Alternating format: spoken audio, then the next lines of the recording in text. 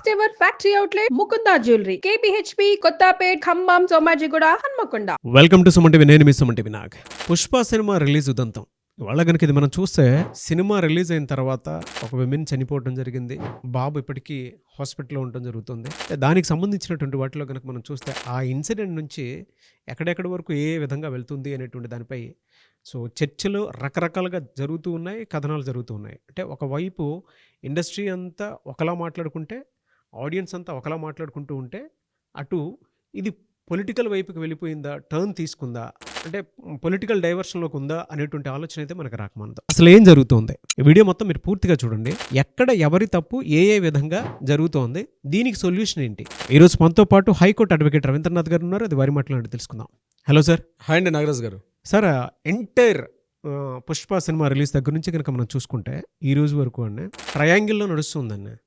Audience opinion ఒకలా ఉంది, దాంతోపాటు ఇండస్ట్రీ ఒపీనియన్ కొంతమంది స్పందిస్తున్నారు, కొంతమంది కామ్ అయిపోయి ఉన్నారు. అటు పొలిటికల్గా డైవర్షన్ చాలా క్లియర్గా తీసుకుందా ఈ ఇష్యూ అని అంటే, ఎంటైర్ ఇన్సిడెంట్ మీద మీ ఒపీనియన్ ఏంటి? అంటే దీనికి అసలు సొల్యూషన్ ఉందా? అసలు ఎలా? పుష్ప ది రూల్ ఈ సినిమా రిలీజ్ ఏ ముహూర్తాన అయిందో కానివ్వండి నాగరాజ్ గారు, మొదటి నుంచి కాంట్రవర్షియల్గానే ఉంది. దీనికి సంబంధించి అల్లు అర్జున్ గారు ఏదైతే ఐకానిక్ స్టార్ అని పేరు పెట్టుకున్నారో, ఐకెన్ స్టార్ అని చెప్పి ఏదైనా నేను చేయగలను, నేను ఏం చేసిన ద రూల్ నాకు చెల్లుబాటు అవుతుందని చెప్పి ఏదైతే తన కాలర్ ఎగరేసి తను ఏదైతే సినిమా నుంచి ఇంకా బయట పడలేదేమో అనిపిస్తుంది ఒక రకంగా చూస్తే.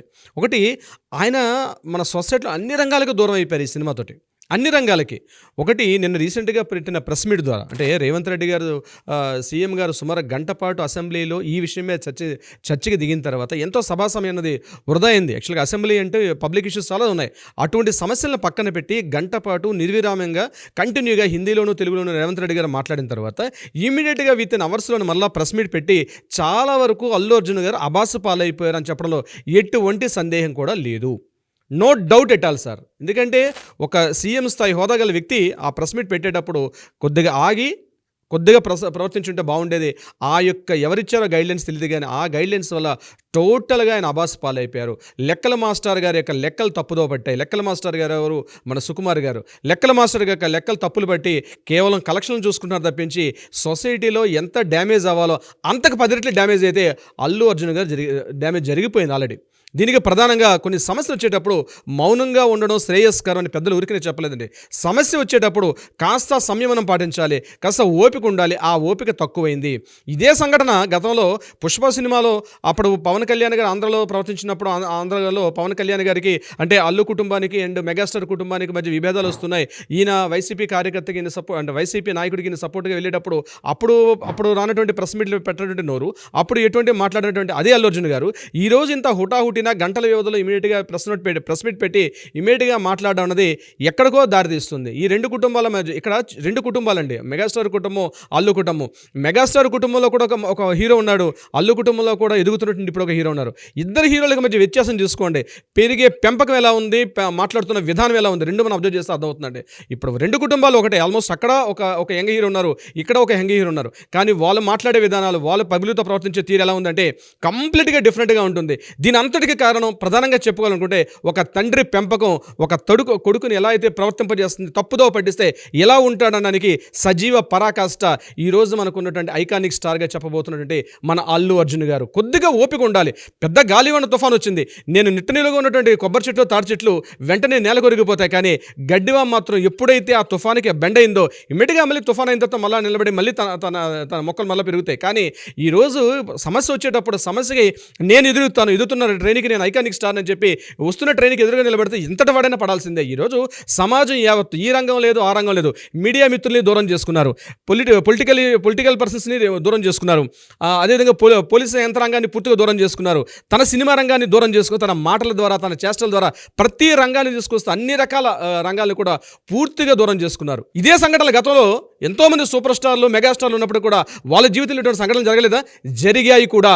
ఒకప్పుడు నందమూరి తారక రామారావు మొదలు పెట్టుకుంటే నాగేశ్వరరావు గారు తీసుకోవచ్చు, ఎన్టీఆర్ గారిని తీసుకోవచ్చు, అదే క్రమంలో ఉన్నటువంటి చిరంజీవి గారి క్రమంలో కూడా అనేక సంఘటనలు జరిగాయి. ఇదే నేను మీకు ఒక విషయాన్ని గుర్తు చేస్తాను నాగరాజ్ గారు. 2019 ఫిబ్రవరి 10లో ఒక సంఘటన జరిగింది.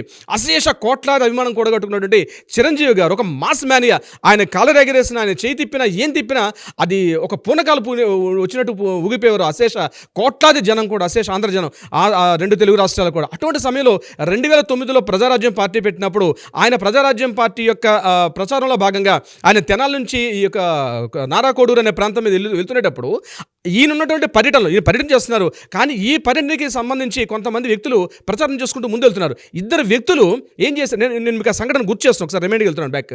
వెళ్ళే సందర్భంలో ఆ ఇద్దరు వ్యక్తులు కూడా బైక్ మీద వెళ్తూ ఆ జెండాలు PRP జెండాలు పెట్టుకుంటూ ఎగరేసుకుంటూ వెళ్తాడు. ఆ సంఘటన స్థలంలో కూడా లేరు ఆ రోజు చిరంజీవి గారు. అయినప్పుడు కూడా ఆ యాక్సిడెంట్లో ఆ ఇద్దరు వ్యక్తులు కూడా రోడ్ యాక్సిడెంట్లో ఇద్దరు చనిపోయారు. ఇద్దరు వ్యక్తులు కూడా చాలా పూర్ ఫ్యామిలీ, చాలా లో ఫ్యామిలీ వాళ్ళది. అయినప్పుడు కూడా ఆ సంఘటన ప్రదేశంలో చిరంజీవి గారు లేనప్పుడు కూడా ఆ సంఘటన తెలియగానే ఇమీడియట్గా తన ఎంటైర్ ప్రచారాన్ని ఎక్కడికక్కడ నిలుపుదల చేసేశారు. ఇమీడియట్గా ఎక్కడైతే ఆ మృతదేహాలు ఉన్నాయో మృతదేహాలు చూడడానికి వెళ్ళారు.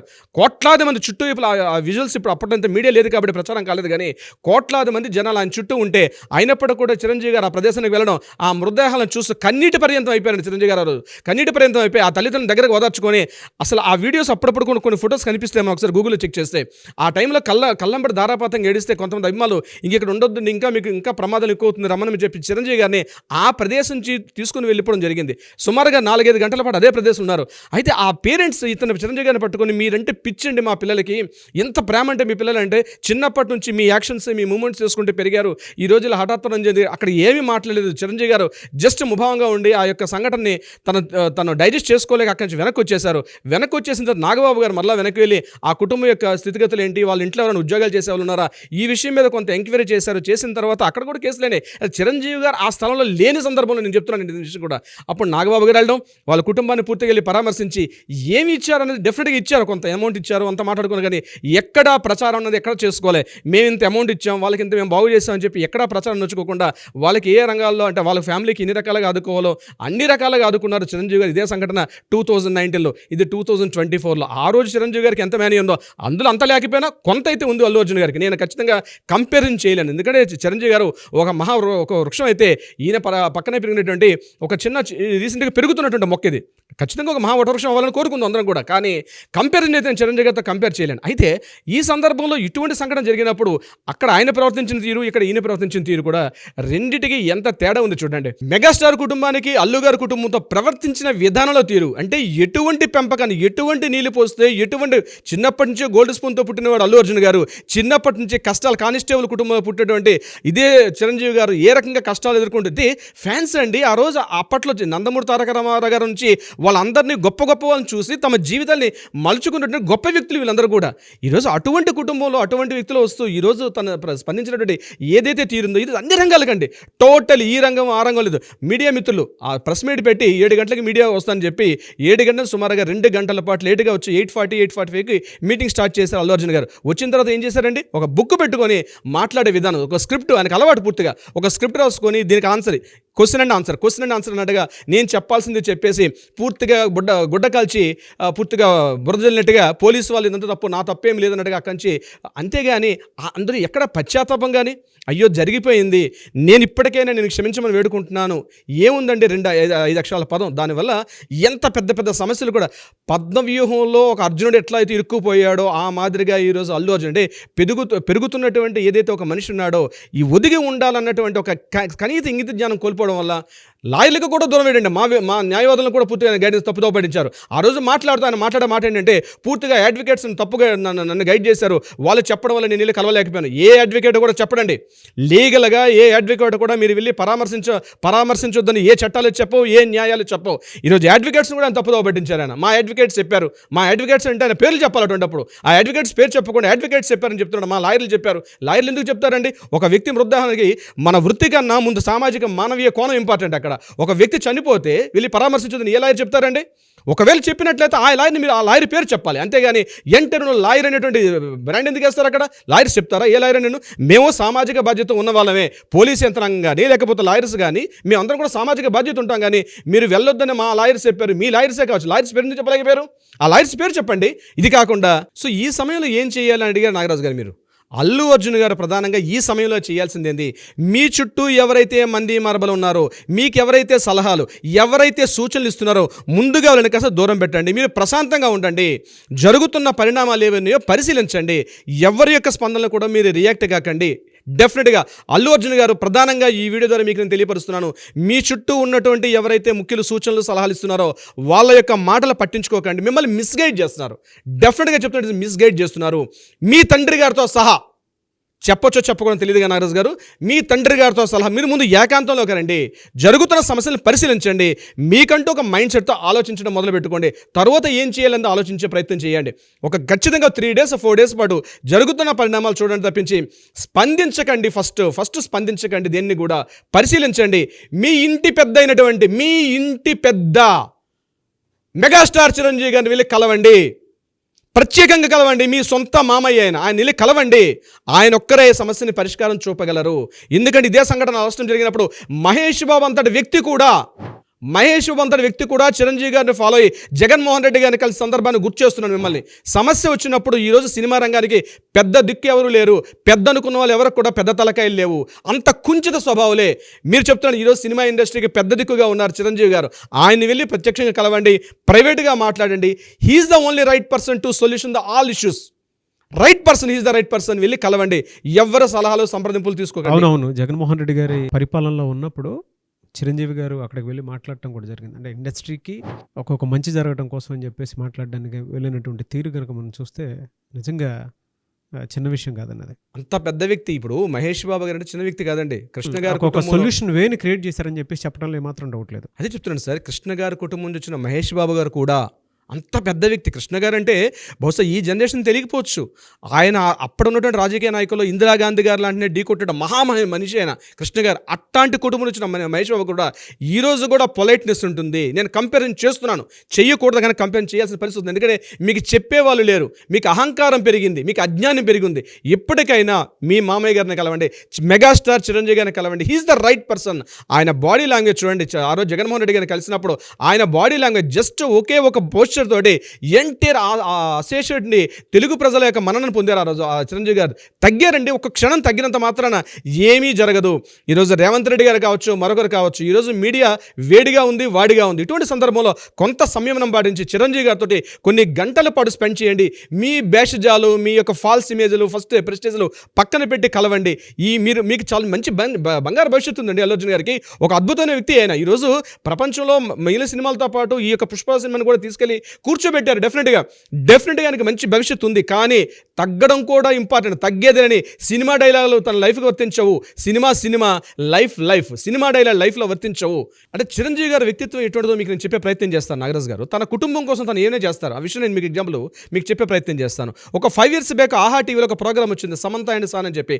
అందులో అనుకోకుండా జరిగిందో తెలియదు కానీ అల్లు అరవింద్ గారి సందర్భంలో అల్లు అర్జున్ గారిని ప్రస్తావిస్తూ మెగాస్టార్ అల్లు అర్జున్ గారిని ప్రస్తావించినప్పుడు దీని మీద ముఖ్యంగా చిరంజీవి ఫ్యాన్స్ మీద ఒక్కసారి ఉవ్వెత్తున చాలా వ్యతిరేకత ఏర్పడింది. అవన్నీ కూడా మనసులో పెట్టుకోకుండా ఎప్పుడైతే ఈ సంఘటన జరిగిందో, పుష్ప సినిమా సంబంధించి ఎప్పుడైతే ఆయన జైలుకి వెళ్ళిన సంఘటన ఇప్పుడు వచ్చిందో, అవన్నీ కూడా చిరంజీవి గారి మహోన్నత వ్యక్తి అవన్నీ పక్కన పెట్టి తన ఇంటికి వెళ్ళి కలవడం జరిగింది అల్లు అర్జున్ గారిని. నేను ఇప్పుడు కూడా చెప్తున్నాను, అటువంటి మహోన్నత వ్యక్తిత్వం చిరంజీవి గారిది. తన కుటుంబం కోసం తను ఏమైనా చేయగలరు, ఏమైనా చేస్తారు. ఇప్పటికి కూడా అవకాశం మించిపోలేదు. అల్లు అర్జున్ గారు వెళ్ళి ప్రత్యేకంగా కలిసి తన మామయ్య గారని చెప్పి తను కొంత తగ్గి తనలో కూడా ఒక మానవీయ కోణం ఉందని అర్థం చేసుకొని కొంత తగ్గి చిరంజీవి గారితో సంప్రదింపులు చేయడం వల్ల ముఖ్యంగా రాజకీయ సంబంధాలు అనేవి చాలా ఉన్నాయి. తెలంగాణలో ఉన్నటువంటి ఎంతోమంది మంత్రులు కావచ్చు, ముఖ్యమంత్రులు కావచ్చు, ఎవరైనా కావచ్చు, వీరితో ఈయనకు కూడా ఇప్పటికీ సత్సంబంధాలు అయితే ఉన్నాయి. తన కుటుంబం కోసం తను ఏమైనా చేయగలరు చిరంజీవి గారు. బయట వ్యక్తుల కోసం చేస్తారు, తన కుటుంబం కోసం చేయలేరా? అనేక సందర్భాల్లో ఎగ్జాంపుల్స్ కూడా మనకున్నాయి. నేను మీకు ఆ ఎగ్జాంపుల్ చెప్పడం జరిగింది. ఇప్పటికీ కూడా రాజకీయ సత్సంబంధాలు ఉన్నాయి. కాబట్టి ముఖ్యమంత్రి స్థాయిలో ఉన్న జగన్మోహన్ రెడ్డి గారి దగ్గరికి ఆయన చేలో కూర్చున్నప్పుడు చేతులు జోడించి ఆయన ముందు నిలబడి దేహి అన్నట్టుగా మాట్లాడినటువంటి ఆ క్లిప్పింగ్ ఇప్పుడు కూడా గుర్తుపెట్టుకోండి. అల్లు అర్జున్ గారు డెఫినెట్గా ఈ రోజు తన కుటుంబానికి ఇంత విపత్తు వస్తుంది, తన కుటుంబం ఇంత ప్రమాదంలో పడిందంటే ఖచ్చితంగా స్పందిస్తారు చిరంజీవి గారు. మీరు వెళ్ళి మాట్లాడితే, మీరు మాట్లాడకపోయినా వచ్చారు, మీరు జైల్లో ఉన్నారంటే ఇమీడియట్గా వచ్చి మిమ్మల్ని స్పందించారు. అదేవిధంగా ఇప్పటికైనా వెళ్ళి మీరు ప్రస్తావిస్తే ఖచ్చితంగా రాజకీయ నాయకులతో సంబంధాలతో అంటే లీగల్ పరంగా ఏమీ చేయలేకపోవచ్చు. నిజంగా చెప్తున్నాడు, లీగల్ పరంగా అల్లు అర్జున్ గారికి పెద్ద ప్రమాదం ముంచుకొచ్చింది పెద్దగా ఏమీ లేదు. పెద్ద ప్రమాదం ఎందుకంటే ఈయన A11 ఈ ఖచ్చితంగా ఇది కోర్టులు న్యాయాలు ఇవన్నీ జరుగుతుంటాయి. అవన్నీ డిఫరెంట్. లీగల్గా ఏం జరగాలో జరుగుతుంది. బహుశా చిరంజీవి గారు లీగల్గా ఏమీ చేయలేకపోవచ్చు. బట్ ఏదైతే ఈ డ్యామేజ్ జరిగిందో రాజకీయ పరంగా, సొసైటీ పరంగా ఏదైతే జరిగిందో చిరంజీవి గారు ఎంటర్ అయితే డెఫినెట్గా నీకు ఒక పులి స్టాప్ పడే అవకాశం మాత్రం ఉంటుంది. ఆ ప్రయత్నం అల్లు అర్జున్ గారు ఇప్పుడే మొదలు పెడితే చాలా మంచిది నాగరాజు గారు. చూద్దామండి ఈ సజెషన్ ఏ మేరకు తీసుకుంటారు అనేది. బట్ ఎనీవేస్ గ్రేట్ సజెషన్ అని చెప్పడంలో ఏమాత్రం డౌట్ లేదు. ఎందుకు అని అంటే ఇవాళ మీరు చెప్పినట్లు అంటే గతాన్ని కొంచెం మనం పరిశీలించి అభిమానుల విషయంలో చిరంజీవి గారు ఏ విధంగా స్పందించారు అనేటువంటిది, దాంతోపాటు గత ప్రభుత్వానికి సంబంధించినటువంటి విషయంలో ఇండస్ట్రీకి ఏదైనా మంచి చేయాలి అనేటువంటి ఉద్దేశంలో చిరంజీవి గారు గత ప్రభుత్వంలో అడిగినటువంటి తీరు కనుక మనం చూసినా కూడా ఆయన వ్యక్తిత్వం తెలుస్తుంది, ఎంత హుందాగా ప్రవర్తిస్తారు అనేటువంటి దానికి. అంటే నో డౌట్ 2 తెలుగు రాష్ట్రాల్లోనూ ఆయన చెప్తే ఏ గవర్నమెంట్ వాళ్ళైనా సరే ఆ కన్సర్న్ చూపించేంత స్టార్ డమ్ కానివ్వండి, లేదంటే ఆ హ్యుమానిటీ గ్రౌండ్లో నుంచి ఆలోచించేంత ఇదైతే చిరంజీవి గారికి మాత్రమే ఉంది. అండ్ మీరు చెప్పినట్లు ఈ సలహా సూచనని అల్లు అర్జున్ గారు ఏ విధంగా తీసుకుంటారనేది ఆయన మీద ఆధారపడి ఉంటుంది. చూద్దాం ఏ విధంగా ఉంటుందనేది. Anyways thank you so much Ravindranath garu. Thank you so much Nagaraju గారు.